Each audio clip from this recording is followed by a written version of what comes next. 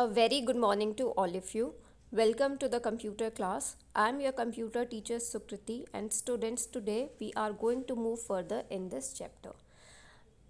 How are you, students? I hope that all of you are fine and good at your places. So students, it is advisable to all of you to please wear masks whenever you step outside, and also wash your hands at regular intervals. So students, in the previous video we covered till the topic RAM. We talked about what is the purpose of RAM and how does it function. Okay, so today in this lecture we are going to talk about the program instructions transfer in and out of the RAM, that how does our RAM function and how does the instructions are transferred in and out of it. Okay, so here we are going to study about the certain steps. So as you can see here, there is a diagram given in which there is a hard disk, then there is a RAM, and also there is a computer monitor given. Okay, so I am now going to tell you in the steps. When you start the computer, certain operating system files are loaded into RAM from the hard disk. तो क्या होता है, generally जब भी आप computer को on करते हैं तो कुछ सिस्टम, आपके जो सिस्टम की ऑपरेटिंग फाइल्स होती हैं वो आपकी हार्ड डिस्क से रैम में ट्रांसफ़र हो जाती हैं. ठीक है, तो क्या होता है, जब हार्ड डिस्क से आपकी रैम में जो भी ऑपरेटिंग सिस्टम की इंस्ट्रक्शंस आ जाती है तो रैम की हेल्प से हमारा जो भी इंटरफेस होता है वो आपके कंप्यूटर की मॉनिटर स्क्रीन पर शो हो जाता है. ठीक है, so now I come to step 2. सो अब अगर सपोज़ आपको अब कोई ब्राउज़र को रन करना है, ब्राउज़र को ओपन करना है, तो जो भी ब्राउज़र रिलेटेड एप्लीकेशंस हैं वो आपकी रैम के अंदर स्टोर हो जाएंगी, या फिर आप बोल सकते हो लोड हो जाएंगी. कहाँ से लोड होंगी? हार्ड डिस्क से. So in the same manner, so all the browser instructions goes to the RAM chip, and in this manner आपकी रैम चिप वो सारी चीज़ों को परफॉर्म करेगी, और जो भी रिज़ल्ट है, ठीक है, अगर आपको किसी ब्राउज़र को रन करना था तो वो ब्राउज़र की जो एप्लीकेशन है आपके कंप्यूटर मॉनिटर स्क्रीन के ऊपर शो हो जाएगी. Okay, so now I come to the step 3. So when you run a particular paint program और एनी काइंड ऑफ प्रोग्राम, ठीक है, अगर सपोज़ आपको पेंट प्रोग्राम को रन करना है तो क्या होगा, प्रोग्राम की जो इंस्ट्रक्शंस हैं वो आपकी रैम के अंदर चली जाएंगी. ठीक है, रैम चिप में चली जाएंगी. तो वो जो पेंट प्रोग्राम है वो आपके कंप्यूटर मॉनिटर स्क्रीन पर आप देख सकते हैं. So as you can C now from the first step, हमने फर्स्ट स्टेप में क्या किया था, अपने कंप्यूटर को ऑन किया था. तो क्या था, ऑपरेटिंग सिस्टम की जो भी फाइल्स थी वो पहले रैम में लोड हुई और रैम की हेल्प से हमारे कंप्यूटर ने वो सारा का सारा इंटरफेस शो किया. ओके, फिर हमने ब्राउज़र को ओपन करना था. सो ब्राउज़र की सारी जो इंस्ट्रक्शंस थी, ठीक है, वो आपकी रैम चिप में लोड हुई और उसके थ्रू आपके कंप्यूटर मॉनिटर स्क्रीन के ऊपर हमारा ब्राउज़र रन हुआ. आफ्टर दैट हमने पेंट प्रोग्राम को चलाना था, तो पेंट प्रोग्राम की जो भी सारी इंस्ट्रक्शंस थी वो हार्ड डिस्क से लोड होकर रैम चिप में आ गई, और रैम चिप की हेल्प से हमारे मॉनिटर स्क्रीन के ऊपर वो पर्टिकुलर पेंट प्रोग्राम ओपन हो गया. ठीक है, so what we have done, हमने एक एक प्रोसेस करके हमने एक एक चीज़ को, एक एक एप्लीकेशन को ओपन किया, ऑपरेटिंग सिस्टम की हेल्प से हमने अपने कंप्यूटर को ऑन किया. ठीक है, सो नाउ अब आपको क्या करना है, in the next step what is provided to you, that अगर हमें सब सारी एप्लीकेशन से अपना एग्ज़िट करना हो, ठीक है, तो वो कैसे कर सकते हैं, वो हम कैसे करते हैं या फिर किस प्रोसेस के थ्रू होता है. ठीक है, when you exit an application such as the browser, its instructions are remove from RAM. Suppose आपको अपनी पर्टिकुलर एक ब्राउज़र को क्लोज़ करना हो, जब भी हम सपोज़ हमारा कोई पेंट का एप्लीकेशन खुला हुआ है या फिर हमारा कोई ब्राउज़र ओपन हुआ हुआ है, जब भी हम उस क्लोज़ बटन के ऊपर जाकर उसको क्लिक करते हैं तो क्या होता है, आपका ब्राउज़र जो है वो बंद हो जाता है, या फिर जो पर्टिकुलर एप्लीकेशन होती है वो क्लोज़ हो जाती है. तो जो वो क्लोज़ होती है, ठीक है, आपको सिर्फ वो वहाँ पे क्या शो होता है कि वो चीज़ क्लोज़ हो गई है, वो चीज़ वहाँ पर बंद हो गई है. लेकिन इन द बैकग्राउंड क्या हो रहा होता है, वो सारी इंस्ट्रक्शंस जो रैम चिप के अंदर आई थी वो सारी इंस्ट्रक्शंस रैम चिप से रिमूव हो जाती हैं, और इसीलिए आपका वो पर्टिकुलर प्रोग्राम क्लोज़ हो जाता है. Okay students, so these were the steps आपको बताने के लिए कि कैसे हमारी रैम चिप काम करती है. Okay, so after that what we are going to study. So now अभी तक हमने पढ़ा कि रैम क्या होती है. आपको पता चल गया कि रैम क्या होती है, हमारे पास वॉलेटाइल मेमोरी, ऐसी मेमोरी जो कि हमें रेंडमली हम जिसको एक्सेस कर सकते हैं और अपने इंस्ट्रक्शंस को स्टोर करके काम करा सकते हैं. Okay, so now we are going to study about the different types of RAM. So students, here we have three basic common types of RAM. So what are these? These are dynamic RAM, static RAM and magnetoresistive RAM. Okay, so अब सबसे पहले पढ़ते हैं हम dynamic RAM के regarding. Okay, जो आपकी dynamic RAM होती है वो क्या होती है, वो बहुत चीप होती है. That means it is inexpensive और ये सबसे ज़्यादा पॉपुलर टाइप की रैम है जो कि हमारे कंप्यूटर्स में यूज़ होती है. Okay, so now we have different variants of D RAM available in the market. ठीक है, और जो आपके ये जो डिफरेंट वेरिएंट्स है ये आपके बेसिक डी रैम से बहुत फास्टली काम करते हैं. So firstly we will talk about S D RAM. तो एस डी रैम को हम क्या बोलते हैं, सिंक्रोनस डी रैम भी बोल सकते हैं. तो ये जो रैम होती है ये क्या होती है, ये फास्टर भी होती है और जो आपकी नॉर्मल डी रैम होती है उससे काफ़ी ज़्यादा रिलायबल होती है. After the S D RAM we have D D R S D RAM, जिसको हम बोल सकते हैं double data rate S D RAM. अब इसमें क्या होता है, ये एस डी रैम से थोड़ा और फास्ट काम करती है और इसके अंदर जो हमारा डेटा है ये 2 बार ट्रांसफ़र होता है. ठीक है, जो हमारा जनरली जो डी रैम होती है उसमें क्या होता है, एक साइकिल के अंदर एक ही बार डेटा ट्रांसफ़र होता है. लेकिन जो हमारी D D R S D RAM है इसमें हमारे पास जो डेटा है ये ट्वाइसली ट्रांसफ़र होता है. Okay, so after that we have DDR2.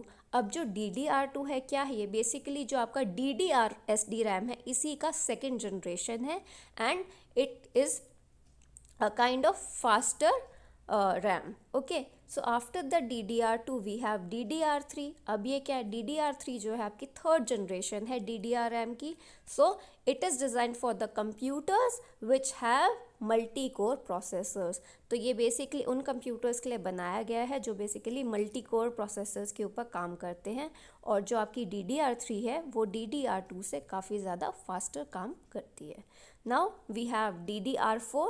तो आपकी जो DDR4 है ये फोर्थ जनरेशन है DDR रैम SD रैम की. ठीक है, and it works much more faster as compare to the DDR3 RAM.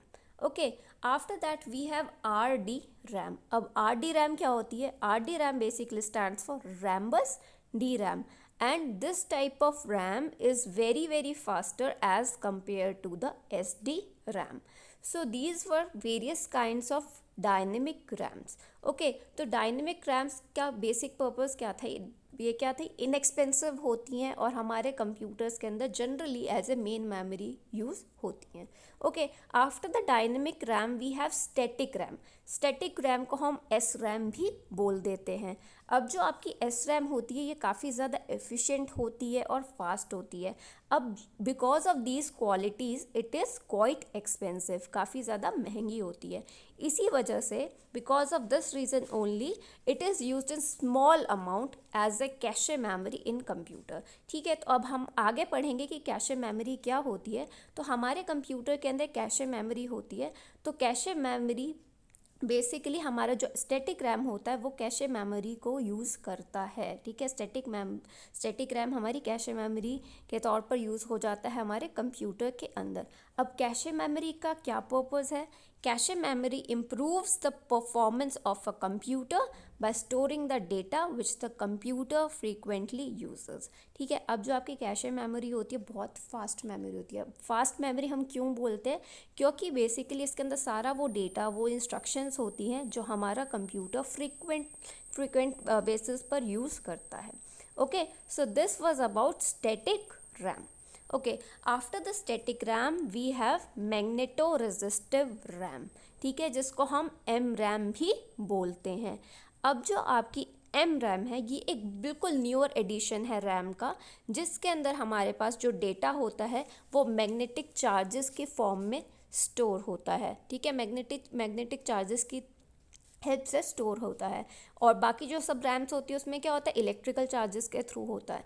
So its manufacturers claim that M RAM has greater storage capacity. ठीक है, तो जिन लोगों ने एम रैम को डेवलप किया है वो ये बताते हैं कि जो एम रैम है हमारी उसकी बहुत ज़्यादा कैपेसिटी बहुत ज़्यादा हाई होती है और ये पावर जो है कंजप्शन है वो भी कम करती है, as well as it is very fast as compare to other RAMs. And सबसे अच्छी क्वालिटी मैग्नेटो रेजिस्टिव रैम की ये है कि इवन आफ्टर अगर आपका कंप्यूटर स्विच ऑफ भी हो जाता है तो आपका कोई भी डेटा लॉस नहीं होता, जो भी आपकी इंस्ट्रक्शंस है वो लॉस नहीं होती। ठीक है, so this was about the 3 types of RAM. हमने डायनेमिक रैम के रिगार्डिंग पढ़ा, then we talked about the static RAM, and in the last we talked about the magneto resistive RAM. Okay students, so students, now we have another topic that is called memory module. अब memory module क्या होता है? आपको अगर याद हो तो मैंने आपको एक बार रैम चिप दिखाई थी। ठीक है, तो रैम चिप क्या होती है? रैम चिप जिस पर्टिकुलर सरफेस के ऊपर प्रेजेंट होती है, ठीक है, जो रैम जिस पर्टिकुलर सरफेस पे प्रेजेंट होती है उसको हम क्या बोल देते हैं? Circuit board. तो a memory module is a circuit board that holds memory chips. Okay, तो हमारे पास एक सर्किट बोर्ड होता है, उसके ऊपर काफ़ी सारी मेमोरी चिप्स अवेलेबल होती हैं। ठीक है, तो उस सरफेस को क्या बोलते हैं? मेमोरी मॉड्यूल को क्या बोलते हैं हम? सर्किट बोर्ड, जिसके ऊपर बहुत सारी मेमोरी चिप्स अवेलेबल होती हैं। तो रैम जो है आपकी, वो एक टाइप की मेमोरी चिप है जो आपके कंप्यूटर सिस्टम का मेन मेमोरी बनाती है। Okay, so now here you can see the diagram. ठीक है, आपके पास डिफरेंट डिफरेंट मेमोरी चिप्स हैं और जिस सर्किट बोर्ड ने उसको कैरी कर रखा है वो that is a memory module. ठीक है, सो नाउ वी हैव अब जो हमारा मेमोरी मॉड्यूल होता है इसके अंदर हमारे पास 2 टाइप की लाइंस होती है, या फिर हम बोल देते हैं उनको सिम्स या फिर डिम्स। अब जो सिम होती है वो होती है सिंगल इन लाइन मेमोरी मॉड्यूल। ठीक है, अब जो सिंगल इन लाइन मेमोरी मॉड्यूल होता है उसके अंदर हमारी जो पिन्स होती हैं वो सर्किट बोर्ड के ऑपोजिट साइड पर प्रेजेंट होती हैं और वो आपस में मिल करके एक सिंगल सेट ऑफ कॉन्टैक्ट्स को बना देती हैं। ठीक है, so this is about the single inline memory module. In the same manner we have DIMMs. DIMMs क्या होती हैं? DIMMs are dual in line memory module. अब नेम ही बता रहा है, ड्यूअल मीन्स 2। तो बेसिकली ये 2 सेट ऑफ कॉन्टैक्ट्स को बनाती है। 2 सेट ऑफ कॉन्टैक्ट्स को कैसे बनाती है? इसमें भी जो पिन्स होती हैं वो ऑपोजिट साइड्स पर होती हैं सर्किट बोर्ड की, लेकिन वो जो पिन्स होती हैं वो आपस में कनेक्ट नहीं होती, एंड इसकी वजह से हमारे पास 2 सेट ऑफ कॉन्टैक्ट्स की फॉर्मेशन होती है। Okay, so this was about the memory module. हमने यहाँ पर क्या पढ़ा कि बेसिकली हमारे पास सर्किट बोर्ड होता है जिसके ऊपर बहुत सारी मेमोरी चिप्स होती हैं, और जो हमारी रैम है वो एक मेमोरी चिप है जो हमारे कंप्यूटर की मेन मेमोरी सिस्टम को बनाती है। Okay, so now a very important topic here is RAM requirements.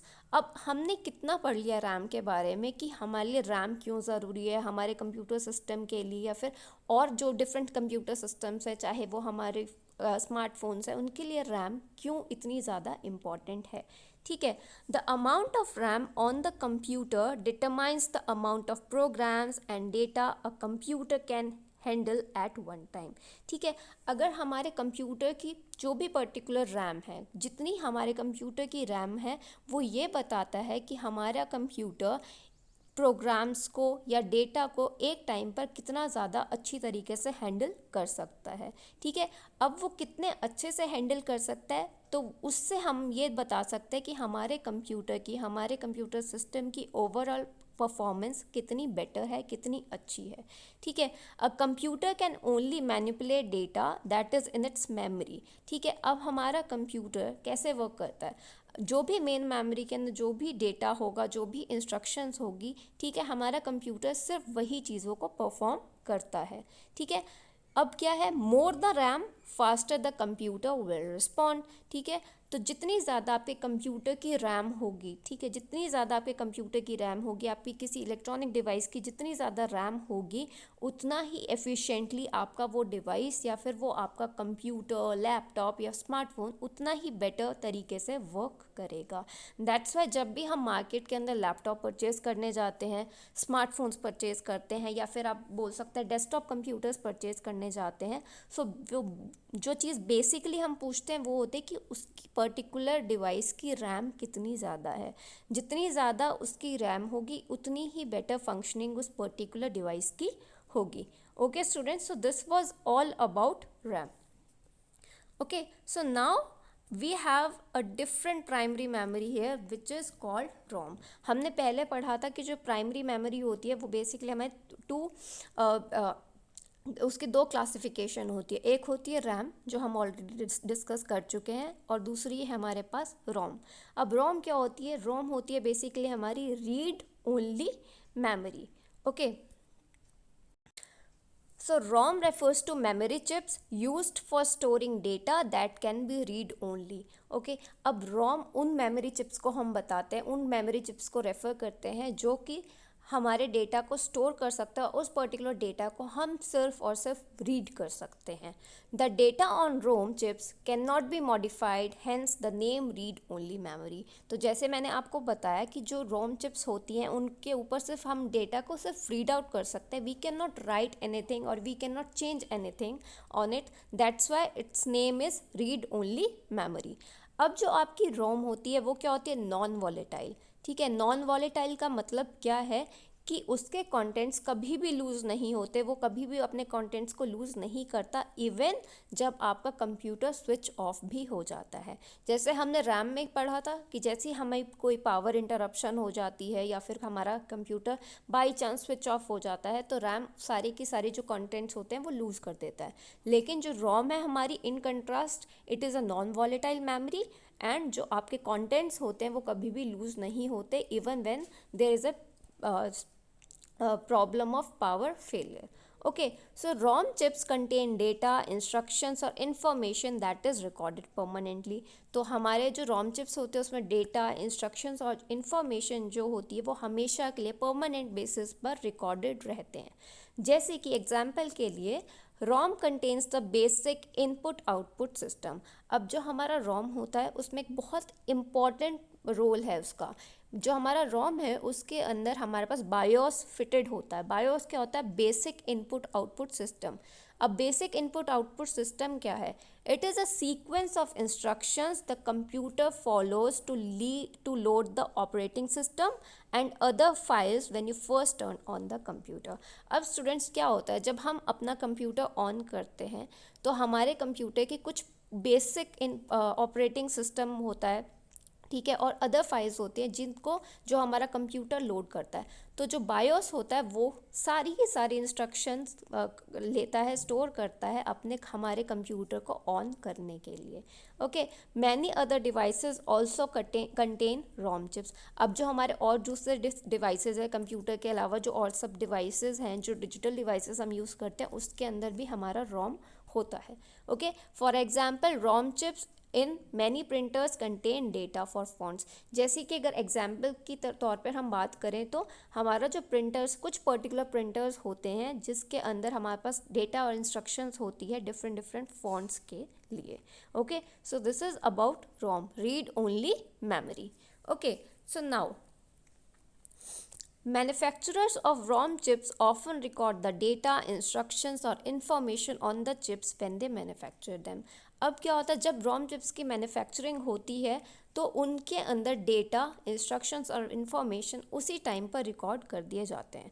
Okay, so these ROM chips are called firmware. इन ROM चिप्स को हम फर्मवेयर भी बोलते हैं। Now we have different varieties of ROM। So first is PROM जिसको हम programmable read only memory बोलते हैं।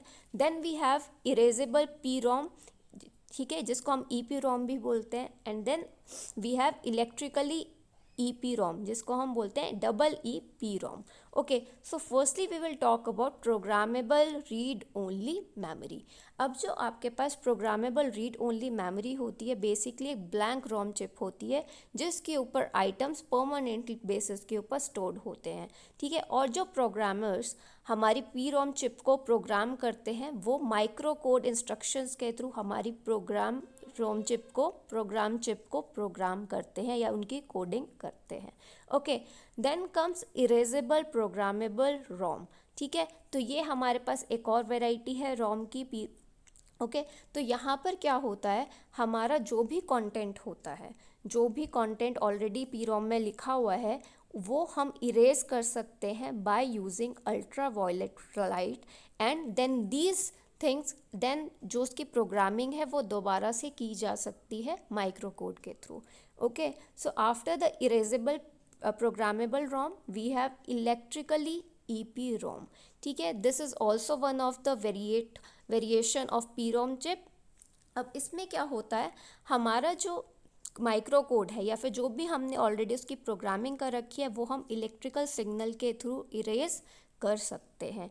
जैसे अब स्टूडेंट्स आप नेम से ही सजेस्ट कर सकते हो, जैसे प्रोग्रामेबल रीड ओनली मेमोरी है, इसमें क्या है, डेटा ऑलरेडी परमानेंटली बेसिस पर स्टोर्ड रहता है और प्रोग्रामर्स इसके अंदर माइक्रो कोड इंस्ट्रक्शंस की हेल्प से PROM चिप को प्रोग्राम करते हैं. इरेजेबल प्रोग्रामेबल जो ROM थी वहाँ पर हम क्या करते हैं, हम अपने जो भी कंटेंट है, जो भी डेटा है, उसको अल्ट्रा वायलेट लाइट के थ्रू इरेज कर सकते हैं और दोबारा से रीप्रोग्राम कर सकते हैं. और जो लास्ट में हमने इलेक्ट्रिकल EPROM पढ़ा, वो उसमें हम क्या करते हैं, हम इलेक्ट्रिकल सिग्नल्स का यूज़ करके अपने माइक्रो कोड को इरेज कर सकते हैं. Okay, so these were all the varieties of the ROM. Okay, so now we have cache memory. Okay, so cache memory is a very important point in terms of computer system. Okay, तो हमने पहले भी cache memory के regarding पढ़ा, तो अब cache memory को हम थोड़ा ब्रीफ में पढ़ेंगे. Cache is a temporary storage area for instructions and data that enhances the CPU speed. ठीक है, अब कैशे एक पर्टिकुलर ऐसा स्टोरेज एरिया हम उसे बोल सकते हैं जिसके अंदर हमारे पास इंस्ट्रक्शंस और डेटा होता है, जिसकी हेल्प से हमारे CPU की स्पीड इंक्रीज हो जाती है. अब students, all of you know that CPU stands for central processing unit, ऐसी यूनिट जो हमारे कंप्यूटर की सारी प्रोसेसिंग को हैंडल करती है. Okay, so now most of today's computers improve their processing time with cache memory. Okay, अब हमारे जो भी हम कंप्यूटर्स, लैपटॉप, जो भी टाइप का हम सिस्टम यूज़ करते हैं, उसमें जो हमारी प्रोसेसिंग टाइम है वो जो इम्प्रूव हो रहा है, वो प्रोसेसिंग टाइम मतलब कोई भी चीज़ जो फास्टली हो रही है वो सिर्फ और सिर्फ कैशे मेमोरी की हेल्प से ही होता है. तो बेसिकली जो आपकी कैशे मेमोरी होती है वो बेसिकली एक बफर मेमोरी होती है. बफर मेमोरी हम इसलिए बोलते हैं क्योंकि बेसिकली वो हार्ड डिस्क और रैम के बीच में काम करती है. ठीक है, जैसे हमने पहले पढ़ा कि जो भी हार्ड डिस्क से इंस्ट्रक्शंस होती है वो रैम के ऊपर लोड हो जाती है और रैम से सारा काम हमारा हो करके मॉनिटर स्क्रीन पर हमारा वो आउटपुट या फिर आप बोल सकते हैं कोई भी पर्टिकुलर एप्लीकेशन रन होती है. ठीक है, so now cache improves the processing speed of the computer because it stores frequently used instructions and data. ठीक है, जो हमारे कैशे मेमोरी है वो हमारी कंप्यूटर की प्रोसेसिंग स्पीड को कैसे इंक्रीज़ करती है, वो इस तरीके से इंक्रीज़ करती है कि जो भी फ्रीक्वेंटली यूज़, जो भी हमें चीज़ डेटा चाहिए होता है, किसी भी टाइप के इंस्ट्रक्शंस चाहिए जो हमें फ्रीक्वेंटली यूज़ करनी होती है अपने कंप्यूटर्स में, तो कैशे मेमोरी वो सब चीज़ों को स्टोर करके रखती है. ओके, जो हमारी कैशे मेमोरी होती है वो हमारी प्रोसेसर चिप के ऊपर डायरेक्टली बिल्ड होती है, मतलब प्रोसेसर चिप के ऊपर ही हमारी कैशे मेमोरी अवेलेबल होती है. Now most of the computers have 3 types of layers of cache memory. अब जो हमारे मॉडर्न कंप्यूटर्स हैं उसमें बेसिकली 3 लेयर्स होती हैं कैशे मेमोरी की. First is level 1, then second is level 2, third is level 3. So now we are going to talk about L1 cache. ठीक है, अब जो L1 कैशे होता है that is directly built on the processor chip. जो आपकी processor chip होती है उसी के ऊपर ये बिल्ट होती है. It usually has very small capacity. इसकी जो कैपेसिटी होती है वो काफ़ी ज़्यादा छोटी होती है, कम होती है. Okay, now we talk about the L2 cache. अब जो आपकी L2 कैशे होती है वो L1 कैशे से काफ़ी ज़्यादा स्लोअर होती है, लेकिन जो इसकी कैपेसिटी होती है वो बहुत ज़्यादा हायर होती है, लार्जर होती है. Now we have L3 cache. So L3 cache is a cache on motherboard that is separate from the processor chip.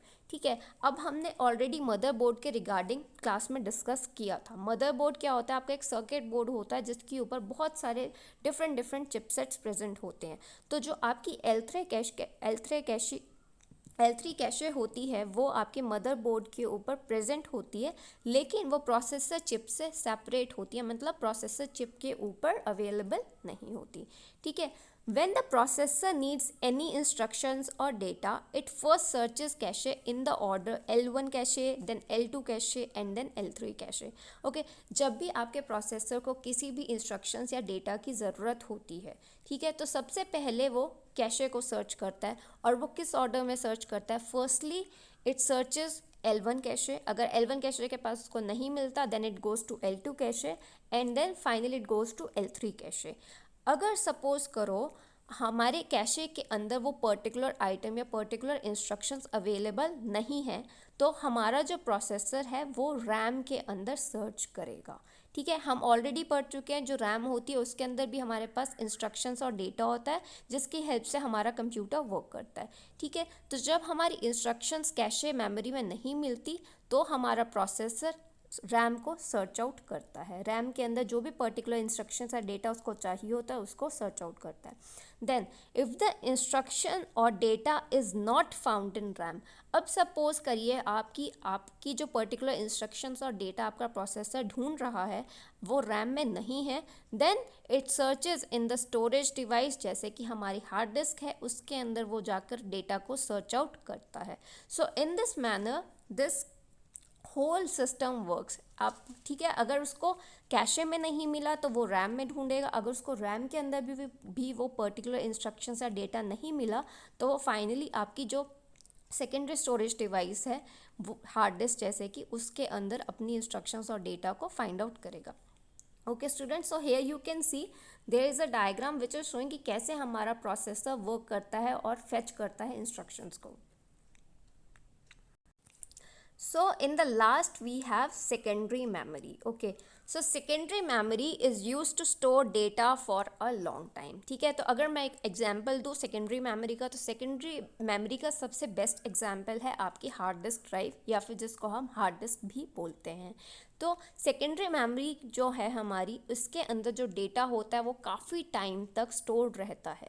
Okay, it operates at a slower rate than the primary memory. So already we have discussed about the primary memory, RAM and ROM के बारे में हम already discuss कर चुके हैं।